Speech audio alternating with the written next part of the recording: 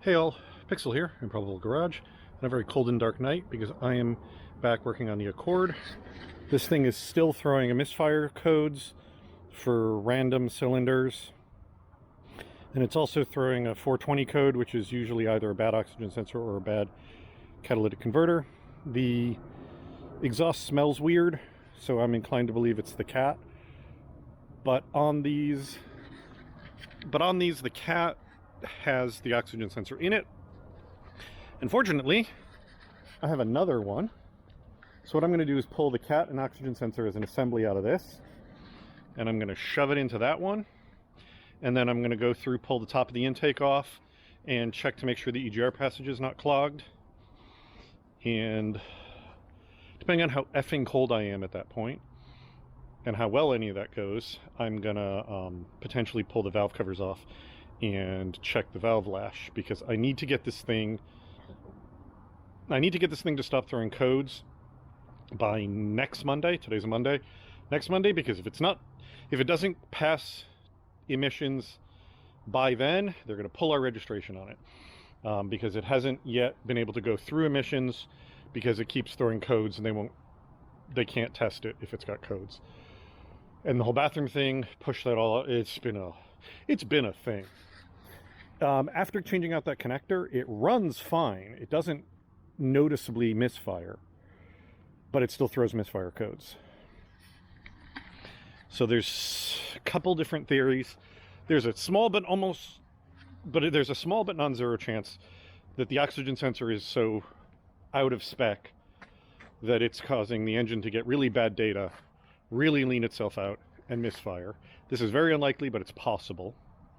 Either way, I'm getting that 420 code, so I need to fix that too. When you go looking for information on these things misfiring, there's multiple different things that people say. The obvious stuff: coils, plugs, clogged injectors, but then also on Hondas in particular, especially this engine, EGR clogged and valves out of spec, needing adjustment, are two other ones. But there's no clear, oh, this is always the problem. Is every single thread I can find, people are throwing all that at the wall saying it's one of these things. So at this point, it's got new plugs in it. It's got a different injector and connector on the cylinder that was definitely misfiring. It's got a different coil on that cylinder, and I'm getting misfire codes for that cylinder, sometimes for other cylinders, and then the general misfire code. So I don't know that it still could be that cylinder specifically, and it still could have a problem. Maybe my connection's not super great on that replaced connector, but I don't think so. I think it's having a misfire and it doesn't know where. Again, like I've said in the past videos, apparently these engines are very bad at telling you actually what cylinder is misfiring, which is why when it was definitely misfiring on cylinder 4, it wouldn't always throw that for it, even though cylinder 4 was definitely misfiring. So yeah, there's nothing really to it. It's freezing cold, it's wet. I got no other choice because I got to work on stuff. The garage is still too full of stuff to pull a car in here, so I'm going to be doing it all in the driveway. Fun. So there's nothing to it. I'm going to get under there. All right, here we are. This is the cat. This is the oxygen sensor. There's a clip here, I know you can't see it, but there's a retainer there, and then the connector is up here. Fortunately, it's not in the car. And then this has, can't tell if they're bolts or if they're just nuts, but there's 3 there, and then there's 3 over here. So I'm going to get the inductive heater out, cook all of these. I'm going to leave the oxygen sensor in place. I can't tell. I'm hoping that I'm kind of hoping they're studs, and I'm kind of not, because if they are studs, I don't have to try and get a tool in the back where that's covered by this. But if they are studs, then I have to shove the entire exhaust system like 2 inches back to pull this stud out and this stud out. But yeah, we're going to try and get this out. I think I'm just going to have to do it because I don't know where I can put the camera. Well, we'll try.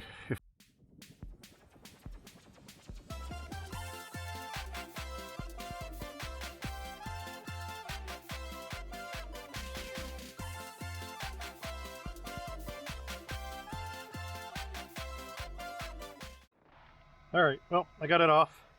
It occurred to me after I've been under there for a while that this is coming off the parts car. I don't have to get the bolts off under the car, but this side I got the bolts off anyway. They're in good enough shape. I can pretty much just bolt that back on. This side, it's definitely a lot rougher. I heated these up and they still didn't want to come loose.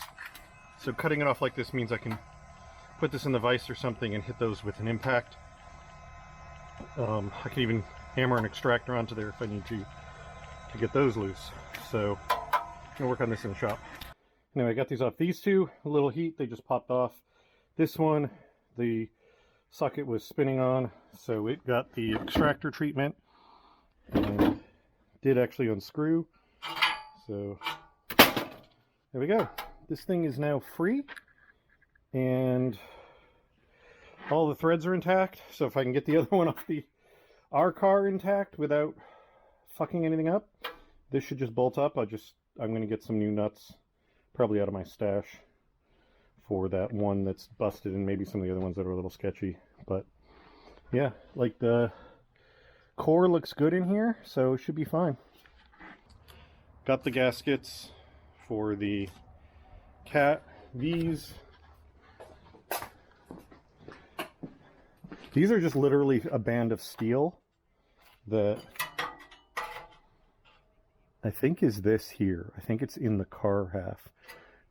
Yeah, looks like it's in the car half. It's going to be interesting to get out. Let me give it a quick...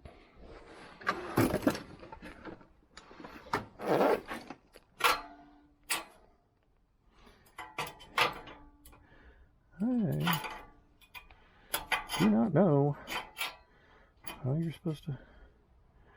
I don't know how that's supposed to ever come back out again. I'm going to fuck with this a little bit and try to see if I can understand how this gasket comes out. I got it out. Turns out it's a tube with something in it. It's not a solid piece of metal.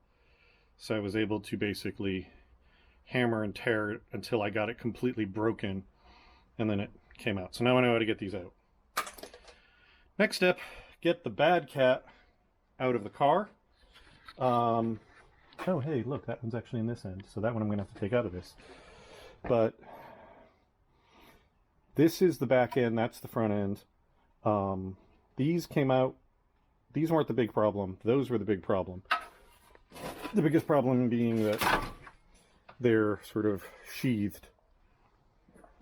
So what I think I'm going to do is if I can't get these out easily, I'm going to cut that cat here and leave this flange attached, and then that will get this heat shield out of the way and allow me to get wrenches on these, because there's no good way to get a socket wrench on there. And unfortunately, my best socket wrench for this, the slim head long one, I managed to leave outside, and it got wet and completely trashed. It has no gear. Like, the whole mechanism literally came apart from getting all rusty inside. So, and I haven't had a chance to replace this, and I don't have time today to go drive to Lowe's and replace it. So I'm trying to work with not quite the right tools. So I got to get the heat. I might get lucky and be able to just unbolt the heat shield, but I doubt it.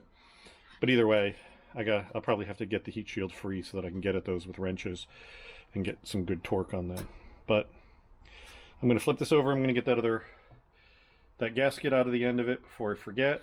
Sorry, I'm going to flip this over, get that gasket out of the end of it before I forget, and then start tearing the other car apart. I have to preserve the exhaust side of this one. I don't have to preserve the cat side of the one that I'm pulling out. So anyway, I'll catch up with you. All right, well, new surprises. The studs are missing here, and they've been replaced with bolts. It looks like the flanges are still there, like it's been resealed or something. But I'm not really sure, and I don't know what's going on over there. I'm gonna try. Wow, these are completely shot.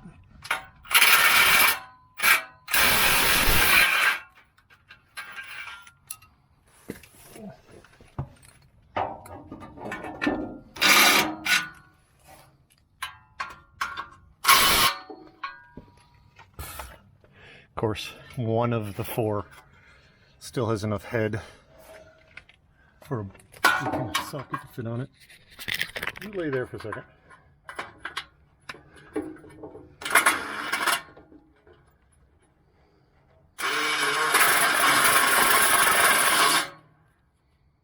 Yeah, okay. I don't know, I can't tell if the same thing happened over here or not, but I'm just going to cut these over here. I think I'm just going to try and cut the nut and bolt off if they don't immediately come loose, and then figure out what's going on over there. I will catch up to you because there's no room for the camera right now. All right, I got it off. That sucked. Those bolts actually came loose with a little bit of fight. These over here, I had to cut the heads off of them. To get access to cut the heads off of them, I had to rip the heat shields off and trim away at the catalytic converter, but I was able to get them free. So now what I gotta do, I've got to clean up that face there and get the gasket out of it. Let's see, what the heck is it? I don't know what that goo in the bottom is. But anyway, yeah, I gotta get the gasket out of there, clean that up a little bit, and then, oops, sorry, hopefully this gasket's gotta come out, this face has gotta get cleaned up a little bit, and then I gotta fit the new old cat in here and hope for the best.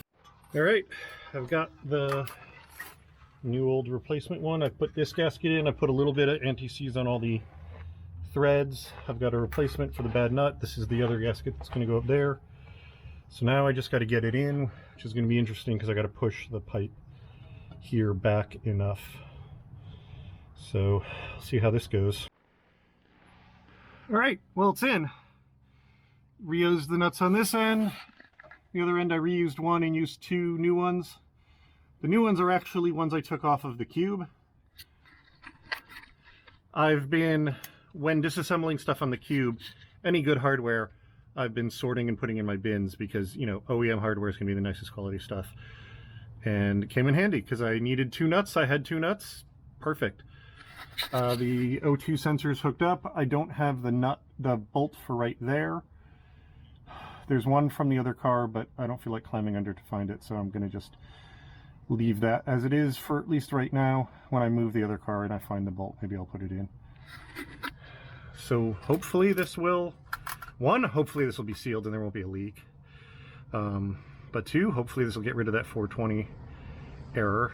I think I might be too done to deal with the intake. I might take it off and just look at it, but I think I'm too done to clean it if it does need to be cleaned. All right, it's the evening. We're back at the house. We're back on this thing. And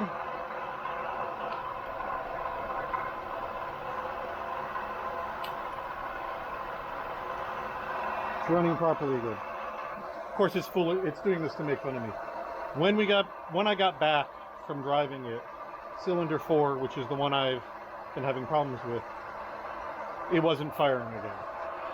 This is the one that I replaced the fuel injector and the injector connector because the injector connector had damaged wires.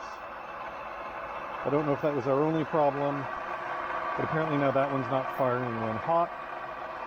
This was the replacement coil I bought. For complicated reasons of other coil problems, stuff got moved around. I'm going to put the new coil here to see if the coil is, maybe it's when this coil gets hot, it stops firing. I'm going to take the top off the intake manifold because I want to check the EGR isn't plugged, but I'm also going to take that opportunity to check and possibly redo my connections on that connector that I put on because I'm not really sure I'm happy with that. The car is not running optimally, like I can feel a very slight vibration, and when it's running really good, it's dead smooth. So I don't know what's going on with this piece of shit. All right, check the EGR, it's clear. This connector looks like it's okay. It's hard to be really sure. I've swapped these two coils. I don't know, man. This is so frustrating. I wish... Like, I don't understand what's going on here. It's such a bizarre problem. So at this point...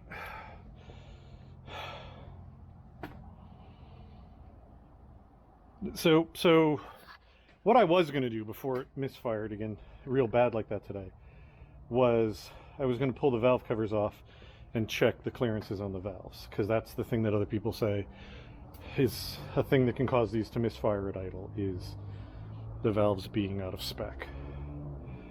But now that it's done this crazy barely ran misfire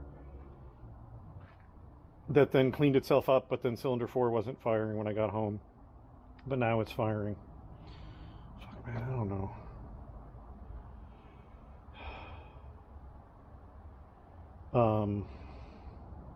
I don't want to cut. I was going to cut and redo that wire, those wires, but the more I think about it, I don't want to, because it's dangerous to play. I might not end up with enough wire, is basically the issue. So I think at this point I'm going to put the intake manifold back on. I'm going to just reassemble it and see what happens, because maybe if the problem moves to cylinder 5, then I know that's a bad coil. If the problem stays on cylinder 4, or if it starts just doing crazy shit all over again, I don't know. I'm getting to the point where if I can't get this fixed by next Monday, when it has to have passed inspection by, it's gone. I'm going to take the 2 of them, I'm going to put them up on Facebook Marketplace, buy them package deal, get them the fuck out of my life, and we'll spend more money on another car, which is totally the thing I can afford to do right now with the bathroom and everything.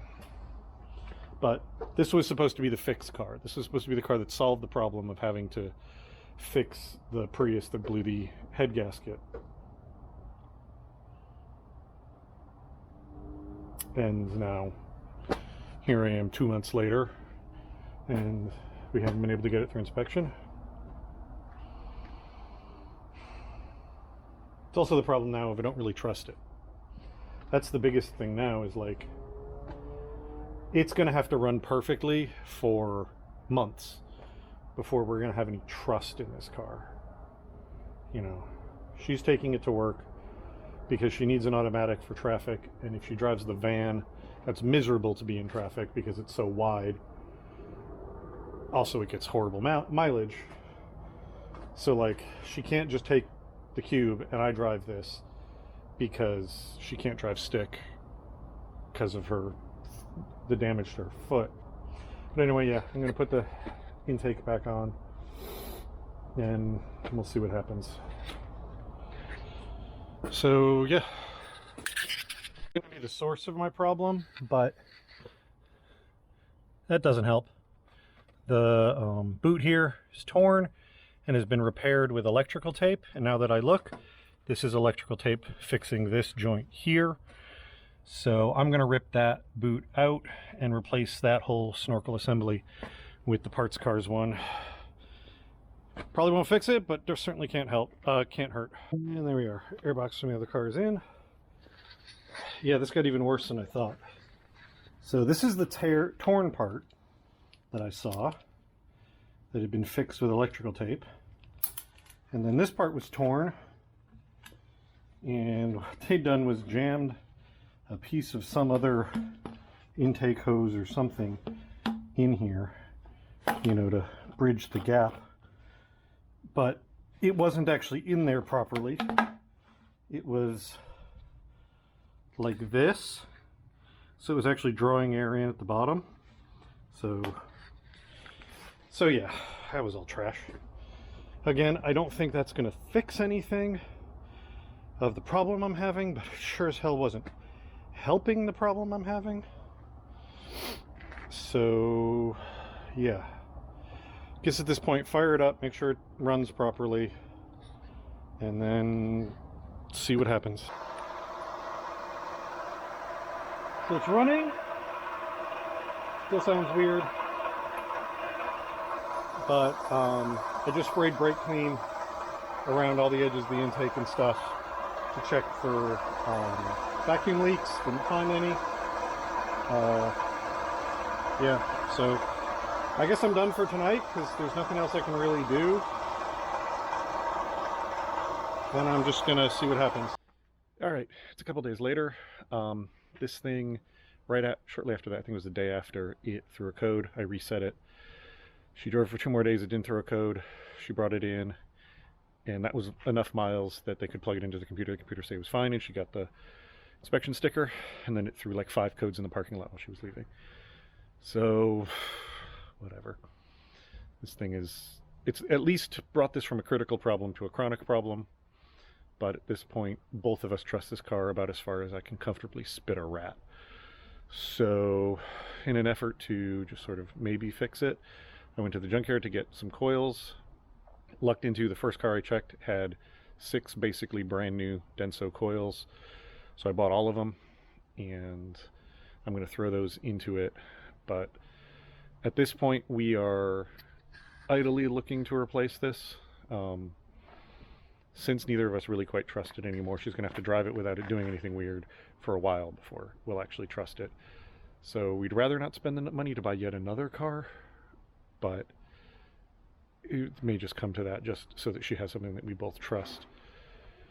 And if we do find something else, it'd be nice for this to not be having problems so that we can sell it as a good car, not as a problem car. So I'm going to throw these coils into it. Oh, because I'm tired of propping the damn hood up. I have hood struts for this that I was going to put on when I put the other hood on. I'm doing it now because I'm tired of doing it. So, if you have to replace these things, the way I found is the easiest way. I've already got one on that side and it's enough to hold the hood up, but I'm going to do it the same way. What I do is I support the hood with my shoulder. I've got a dead blow hammer and screwdriver. You don't need a dead blow, it's just nice for it to not bounce around. Shove this under the pin on the top. Give it a whack to pop the retainer clip off the top. That makes this drop. You can do both of these the way I'm about to show you, but it's way easier if you do one that way. Get a good grip on this. Come on. There we go. And whack it with a hammer and pop the other one off. You can do both with the retainer clip by popping the retainer clip off. You can do both by hitting it. I find it's not worth doing the clip for both ends, and it's not safe to do just hit both ends. So we're gonna put this back on by just add a tap. This is the hardest part because you have to get this aligned on the ball and then popped on without whacking the edge of the hood. That's why I recommend a dead blow or at least a rubber mallet. Do not do this with a metal hammer because if you miss, you'll smash the edge of your hood. And then that's on there. These are definitely blown out because when I grabbed it, it's covered in grease and crap up here, which is where the seal has blown out. So it's got no support whatsoever. So this is what I talk about by making sure that the stuff comes off. When I pulled this coil out of the car, the rubber gasket that goes here fortunately yeeted itself off, but it flew off and landed under the other car. So that's what I mean by you have to be careful, because that could have easily stayed on this car. Or if this was the coil I took out of the junkyard, you could run into the problem I'm having with this coil at the junkyard. So I didn't notice at the time, but the rubber boot didn't come off with one of the new coils. So what I'm going to do is when I pull all these off, like this one's got a pretty nice rubber boot on, that'll end up on this one. But if I'd paid more attention, I could have fished that out of the other car and had the right one instead of having to reuse one. All right, all of the coils are in. That little boot turned out to be a bigger problem than expected because of all the coils that I had. This is the only one with the narrower neck that had the same style boot. When I took the boot off, part of it tore, but these other boots off the other ones don't fit at all. They just will fall immediately right back off. So I ended up putting the torn one from this on because primarily what this boot does is protect the end if this leaks and the valve cover gasket leaks. And since these are all dry, that should be fine for now. The reason I'm doing it this way is I'm trying to reduce variables.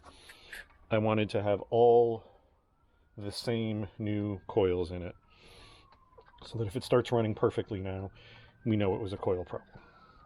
And if that starts happening, then great. I know that I can either take that coil out and put that new Delphi coil in that I have, or I can get the kit, which has a new boot and a new gasket, and fix this one. Or if this cylinder is now the one that's giving me a misfire code, I know that's my issue. Yeah, I think you understand. It's not the best solution, but it's the one I have. I'm going to mark that one so that I know that's the bad one, so that if I'm still having weirdness, I can always try putting this one in. The reason I'm not putting this one in is, God forbid, I got a bad coil and it never solved my problem. I don't want to just leave that in there. This is entirely new thing. I'm removing all of these variables. Yes, I'm replacing them with new variables, but if the behavior changes significantly, then it gives me data at least. So yeah, those are all in. That's all ready to go. It's got the new hood strut, so I don't have to deal with that. So now, I guess, really, I'm going to start it now, make sure it runs. And if there's no surprise there, then it just comes down to her driving it and seeing how it behaves. So unless it does something weird, that's going to be it for now. Thank you all very much for watching. I'll talk to you later. Bye.